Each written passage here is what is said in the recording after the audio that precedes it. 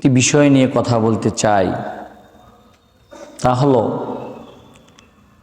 আজকে আমাদের দেশে, এই বাংলাদেশে দল মতের কোনো ভেদাভেদ নেই। এত দল, এত মত।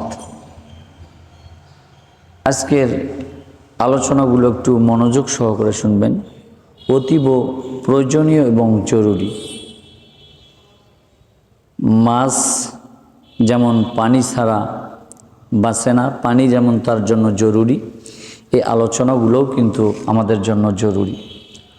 সকলেই ধৈর্য সহকারে শুনবো তো ইনশা বিমাশিয়াতিল্লাহ ও বিফাদলিল্লাহ। সম্মানিত প্রিয় উপস্থিতি, আমাদের গণপ্রজাতন্ত্রী